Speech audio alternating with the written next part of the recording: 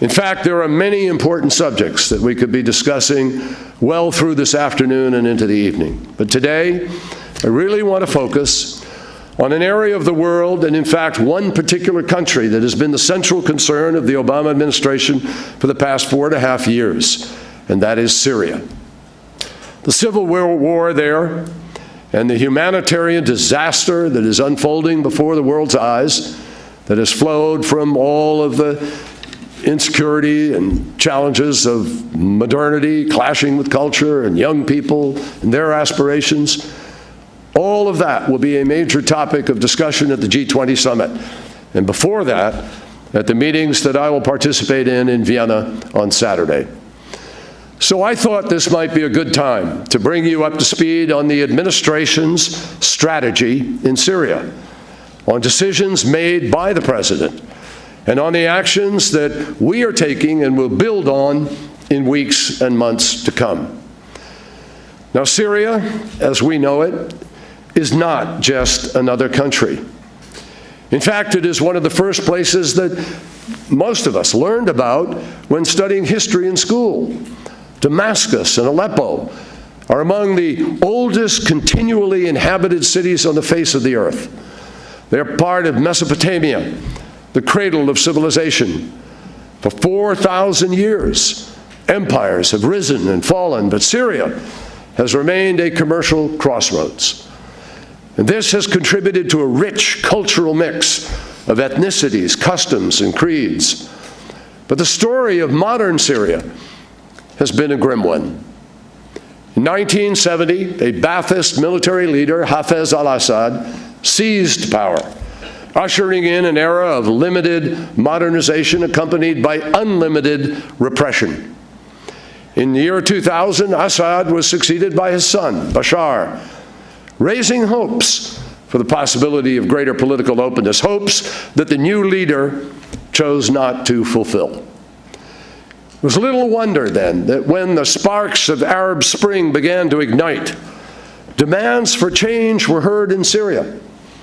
The protests were actually quite modest at first, and they were driven not by sectarian or religious differences, but by the lack of freedom and jobs.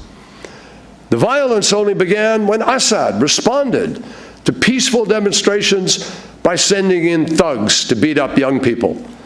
And when the parents of those young people objected, and they took to the streets themselves, the regime replied with bullets and then with bombs. Having made peaceful change impossible, Assad made war inevitable. And this war gave rise to Daesh, ISIL, the gravest extremist threat faced by our generation and the embodiment of evil in our time. The result, as we know, has been 4.5 years of non-stop horror. 1 Syrian in 20 has been wounded or killed. 1 in 5 is a refugee. 1 in 2 has been displaced. The average life expectancy dropped by 20 years. 80% of the electricity has been knocked out, plunging much of the country literally into darkness. And the burden of the conflict falls most heavily on the smallest shoulders. Imagine what it would mean for America's future if the entire public school systems of our largest cities, New York, Chicago, Los Angeles, were suddenly to close and stay closed. And then there are children like 2-year-old Yazan al-Najjar, whose birth in Lebanon could not be registered because his parents were separated during the war. Officially, he is neither Syrian, like his mother, nor Lebanese. And there are thousands like him. Young people growing up in camps, many of them without education, growing up in overcrowded apartments, under bridges and in the streets, without a country to call their own, or any official identity at all. Make no mistake, the longer this terrible civil war lasts, the harder it will be for the country to recover, and the more wounds of body and mind we will see opened, wounds that can never be truly closed. Since the fighting began, and as Senator and as Secretary of State, I have met with many of those personally touched by this conflict. Doctors who are risking their lives in a country where treating the injured can be equated with treason. Women who struggle to keep their families together despite constant attacks, threats of abuse, bitter cold, shortages of water and food. A courageous whistleblower who emerged from Syria with photographic evidence of the torture that Assad security forces inflicted on thousands of victims. And just a few weeks ago, with refugees, I've talked to those refugees too, who had survived barrel bombs dropped from helicopters and made their way to Berlin, Germany. Given all of this, I want to be very clear.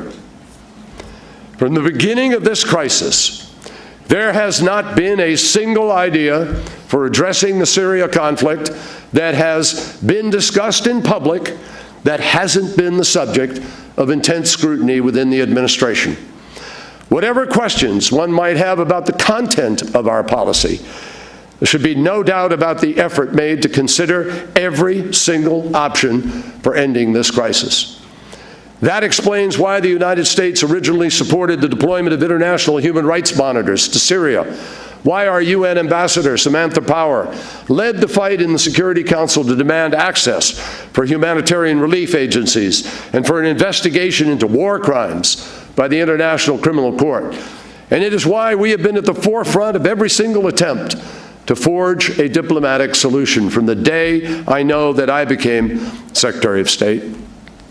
It's why we have been in regular contact from the outset with mainstream Syrian opposition groups, meeting with them repeatedly, helping them in ways both public and private, and encouraging them to unify and take steps to broaden their support. It is why we have worked hard to mitigate the incredible burden the war has placed on Syria's neighbors, on Iran, Lebanon, Jordan, Turkey, and Iraq. Excuse me, not Iran, Iraq. And in each case, we have coordinated closely with the government in order to prevent the violence from spreading and to help them cope with the massive influx of refugees that has now spread even beyond their own region into the heart of Europe. To date, as was mentioned, we have proudly contributed more than $4.5 billion in humanitarian relief, and we are constantly exhorting other countries to open their wallets, because even as another winter closes in, the need for help far outweighs the supply. In addition, we have announced a six-fold increase in the number of Syrian refugees that we will welcome to our shores in the United States. In addition to all this, the United States led a successful international effort to eliminate Syria's inventory of chemical weapons. Now, when Assad attacked his own people with these horrific weapons, banned by international law, President Obama's threat of military strikes forced the Syrian regime to back down and enabled us to strike a deal with Russia and other members of the UN Security Council. As a result, for the first time in history, weapons of mass destruction were removed from a country while that country was engaged in a conflict. And let me tell you something, it is a plenty good thing that that happened, because you can only imagine the devastation the leaders of Daesh could have been able to wreak if they had gotten their hands on Syria's arsenal of sophisticated lethal chemical arms.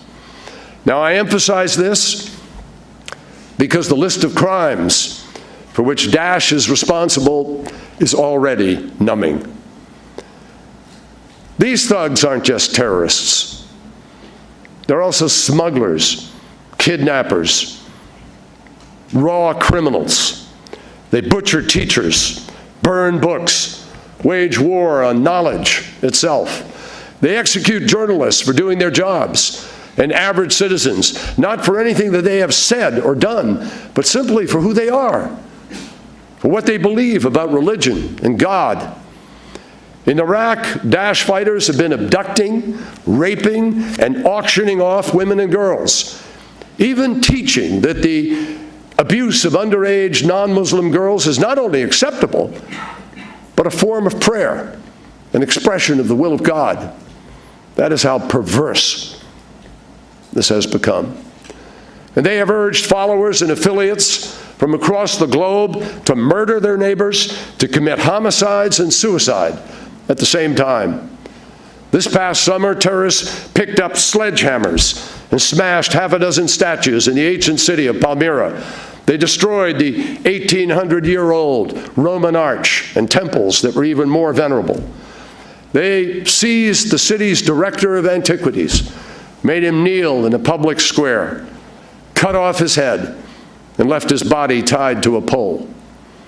Man was 83 years old, and he had been in charge of preserving Palmyra's cultural heritage for more than 50 years. It couldn't be plainer. History doesn't matter to Daesh. Human dignity doesn't matter to Daesh. And the sacredness of life itself is alien to Daesh. Their leaders represent everything that we fought against from World Wars I and II to today, and everything that we have tried to build up that is right and good in all of our societies. And in confronting them, we face a fight against medieval and modern fascism at the same time. Let me be clear. This isn't just a fight that we must make on behalf of others, as important as that is at times.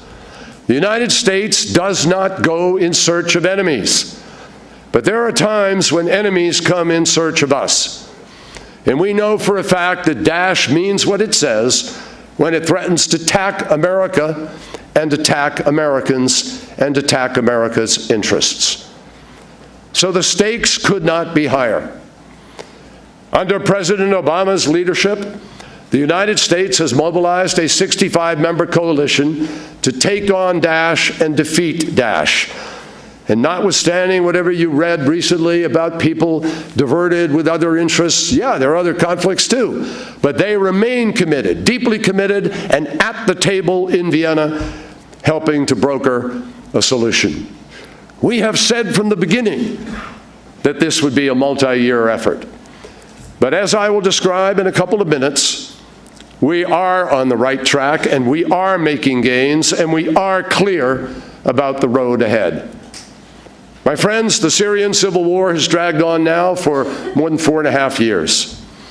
We recall with sadness that civil war in neighboring Lebanon lasted for 16. Regrettably, this is not a part of the world where flames once ignited simply extinguish themselves.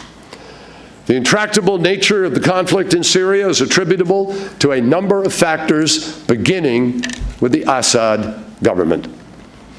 The 4 decades of dictatorial rule choked off any attempt to develop an organized political opposition. Sectarian differences that might have worked themselves out peacefully in a more open society instead festered beneath the surface. And the forces unleashed by the Arab Spring emerged so suddenly that the collision between rising alarm on one side and skyrocketing expectations on the other was much more traumatic than otherwise might have been the case.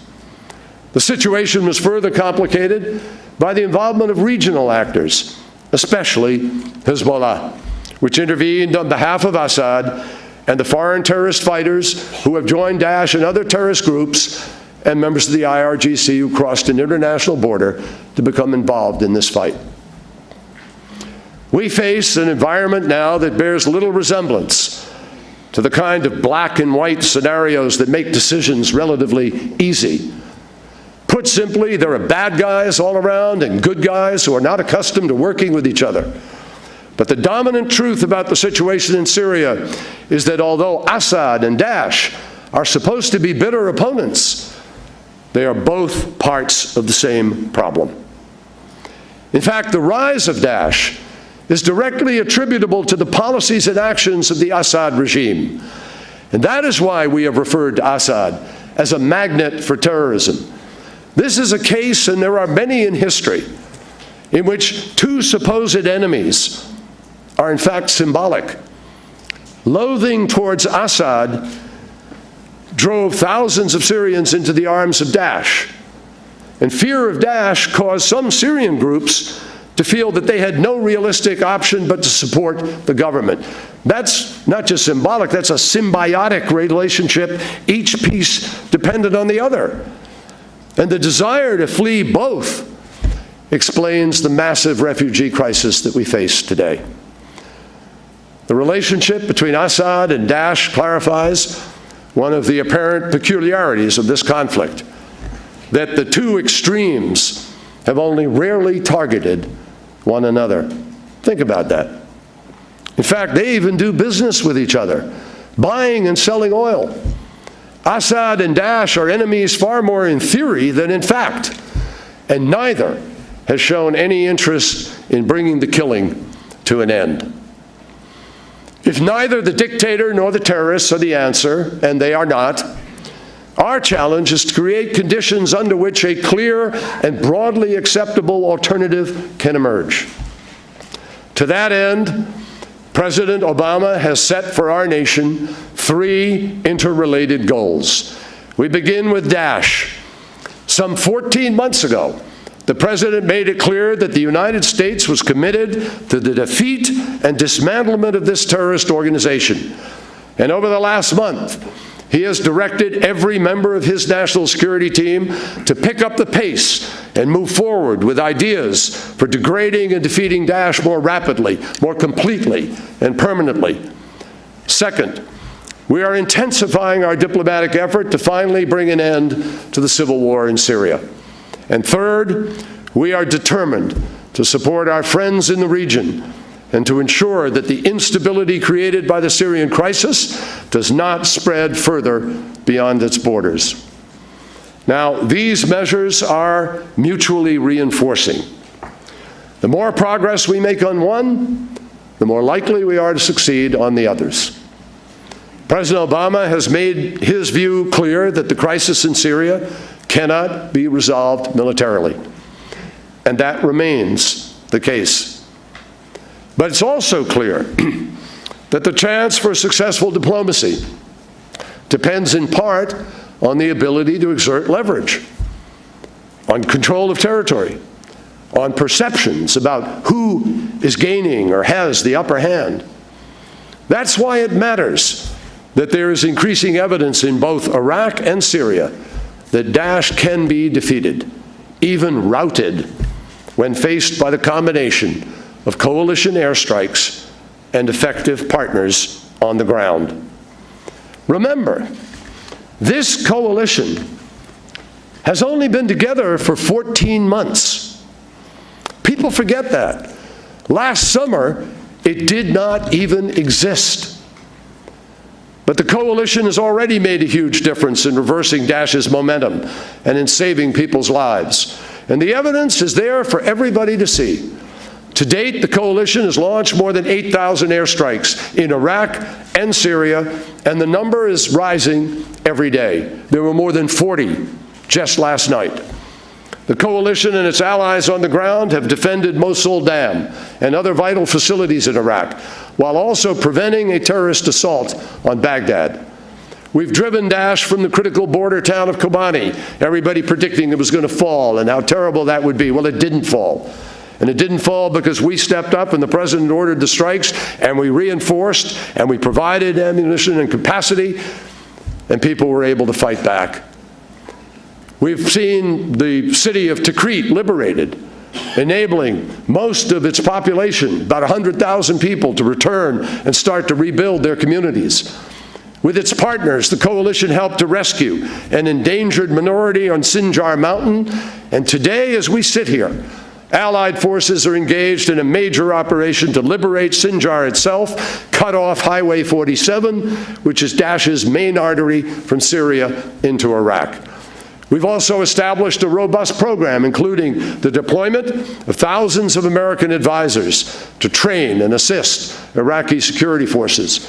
We have significantly degraded Daesh's top leadership, including Haji Mutaz, the organization's second in command, and we continue to eliminate commanders and other personnel from the battlefield.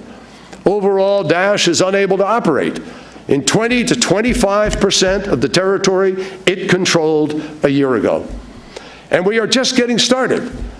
We now know more about the enemy than we did, and we know more about what has worked and what has not worked and what can work.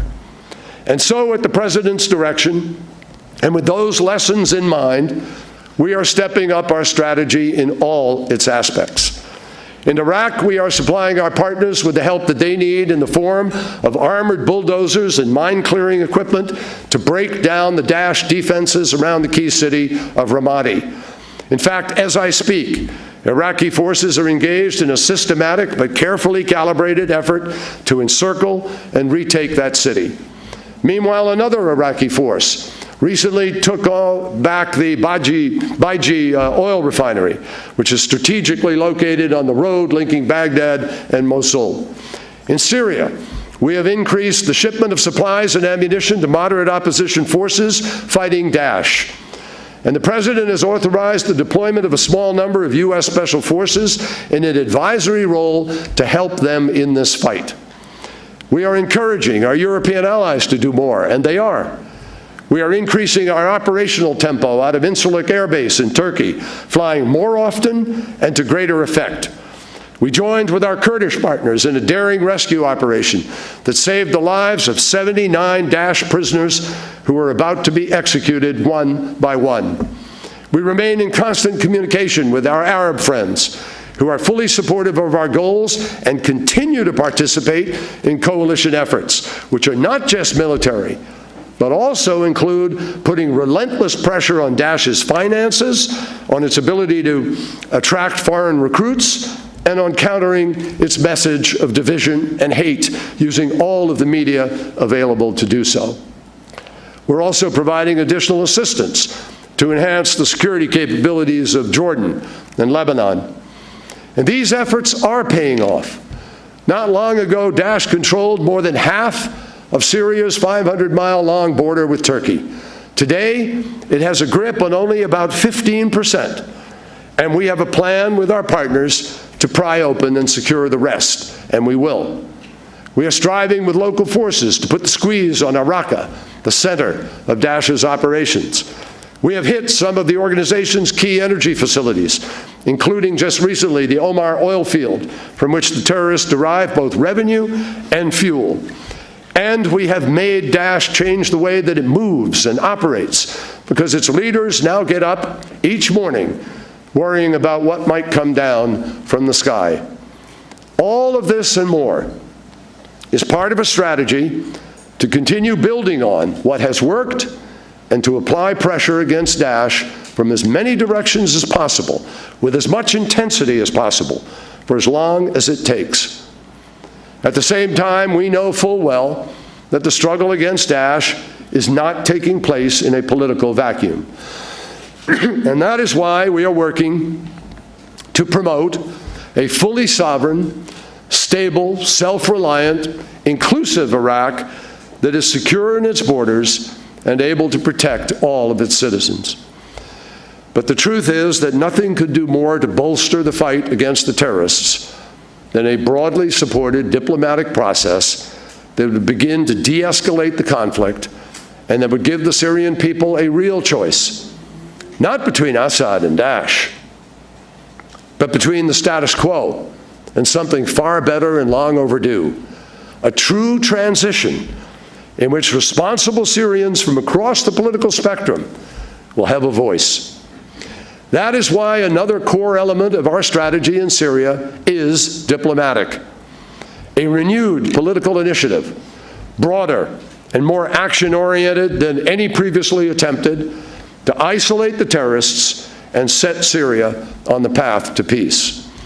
Now, this possibility was the focus of meetings in Vienna at the end of last month. Meetings that, for the first time, brought together all the key international interested parties to the very same table. And guess what? It came out with a product. That session produced a communiqué endorsed by every country who attended, countries that don't always agree on much, like Saudi Arabia and Iran, but who do agree that Daesh is evil and that the war in Syria must be brought to an acceptable end as soon as possible. More specifically, the countries represented in Vienna agreed to support Syria's unity, independence, territorial integrity, and pluralistic character. We agreed, all of us, that Daesh and other terrorist groups have to be defeated. We agreed, all of us, that Syria's state institutions should remain intact so we don't have the implosion that we saw in Iraq. We saw, and we all agreed, that the rights of all Syrians, regardless of ethnicity or religious denomination, have to be protected in whatever government comes out. We agreed, all of us, that access for humanitarian relief has to be assured throughout the country, and that will be one of the topics we talk about on Saturday. We agreed, all of us, to increase support for internally displaced persons and for refugees and for the countries that host them. And we agreed, all of us, that the UN should convene members of the Syrian government and the Syrian opposition to develop a plan along the lines of the 2012 Geneva Communique, leading to a credible, inclusive, non-sectarian governance, followed by a new constitution, and by free and fair, transparent, accountable elections run under the supervision of the United Nations to the highest standards of elections anywhere in the world. We agreed on that, all of us. And we agreed to explore the possibility of a nationwide ceasefire to be initiated in parallel with this renewed political process. Now, obviously, such a ceasefire does not include Daesh, because our effort to defeat Daesh and the effort of our partners to defeat Daesh will continue until we prevail. In fact, it is precisely through this political process that we can, for the first time, if it works, marshal the support of the entire international community against a single common enemy, Daesh. Now, I want to be clear. The Syrian people will be the validators of this whole effort. UN envoy Staffan de Mistura has met with representatives of more than 230 Syrian groups. Our own special envoy, Michael Ratney, has also been in constant communication with Syrian representatives, and I have met with Syrian opposition leaders myself. So this is not about imposing anything on anyone. We are trying to come together as stakeholders to create a framework which can ignite the United Nations negotiating process. But the Syrians will be the first to tell you that they need help from the international community to get there. And what they especially need is a consensus about how to achieve a political transition that will free them from the stranglehold of extremists on the one side and the stranglehold of a dictator on the other, and allow them to shape their own destiny. Now, I want to underscore, the leaders of the responsible Syrian opposition are not focused on revenge. They have no desire to prolong the war, and they understand that compromise will be required. But at the same time, it's simply not possible to go back to the situation that existed before the conflict began. Who in the world truly believes that's possible? Not after month upon month of indiscriminate violence and torture and bloodshed, not after 40 years of dictatorship. Asking the opposition to trust Assad or to accept Assad's leadership is simply not a reasonable request, and it is literally, therefore, a non-starter. And even if we wanted to, my friends, even if you made the worst deal with the devil, as one says, and said, well, that's what you have to do to try to make this process go forward, I got news for you. It will not stop. Because there are those invested in what has happened and in what has been done to them who see Assad as the critical component of the transition. That's why we are pushing so hard for a real transition. Because without a real transition, no matter how much we want it, the fighting will continue and the war will never end. On this point, I acknowledge that we are still working through with Russia and Iran the question of Assad and his role. It has not been settled, and we acknowledge that. But we believe that through this organic process of Syrians defining the future of Syria, we and our partners believe that we can find a road ahead.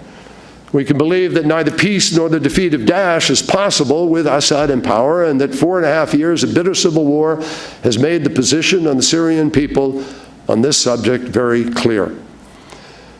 So even while divided on this critical issue, the United States and Russia and other countries involved have decided, wisely I think, not to let that disagreement prevent us from trying to build on the common ground that we have established, build a legitimate organic negotiating process.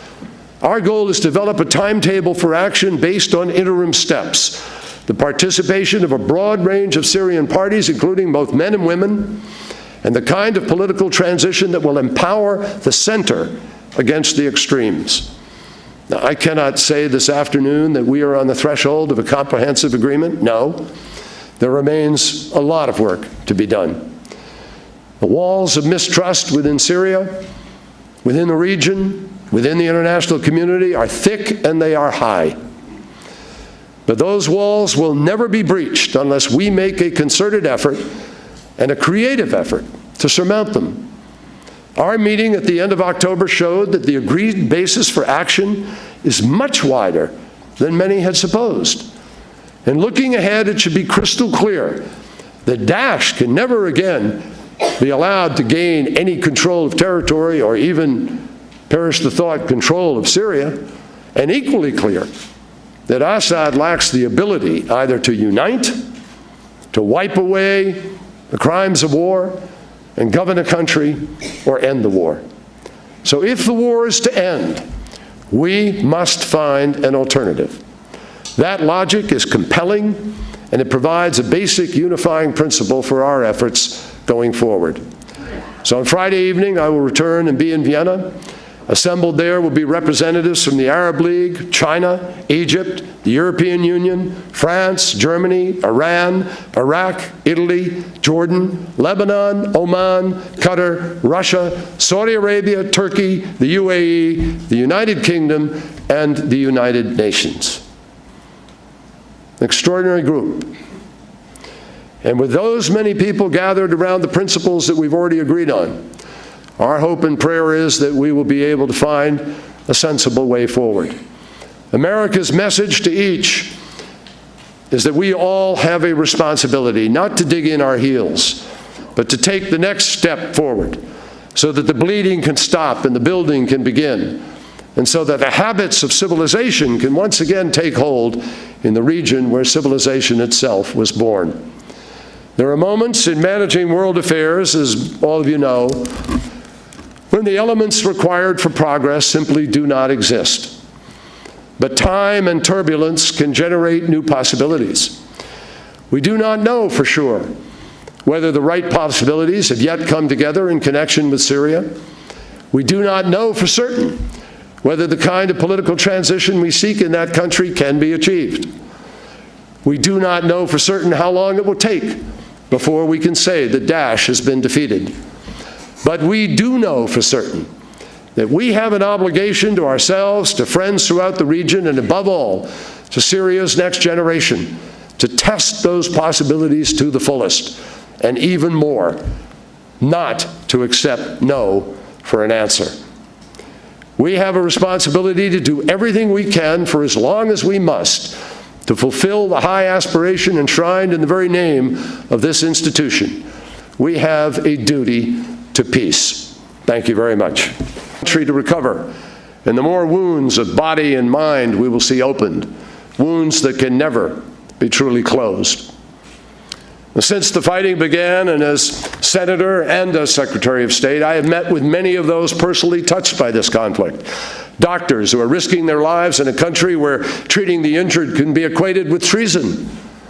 Women who struggle to keep their families together despite constant attacks, threats of abuse, bitter cold, shortages of water and food. A courageous whistleblower who emerged from Syria with photographic evidence of the torture that Assad security forces inflicted on thousands of victims. And just a few weeks ago, with refugees, I've talked to those refugees too, who had survived barrel bombs dropped from helicopters and made their way to Berlin, Germany. Given all of this, I want to be very clear. From the beginning of this crisis, there has not been a single idea for addressing the Syria conflict that has been discussed in public that hasn't been the subject. It was little wonder then that when the sparks of Arab Spring began to ignite, demands for change were heard in Syria. The protests were actually quite modest at first, and they were driven not by sectarian or religious differences, but by the lack of freedom and jobs. The violence only began when Assad responded to peaceful demonstrations by sending in thugs to beat up young people. And when the parents of those young people objected, and they took to the streets themselves, the regime replied with bullets and then with bombs. Having made peaceful change impossible, Assad made war inevitable. And this war gave rise to Daesh, ISIL, the gravest extremist threat faced by our generation and the embodiment of evil in our time. The result, as we know, has been 4.5 years of non-stop horror. 1 Syrian in 20 has been wounded or killed. 1 in 5 is a refugee. 1 in 2 has been displaced.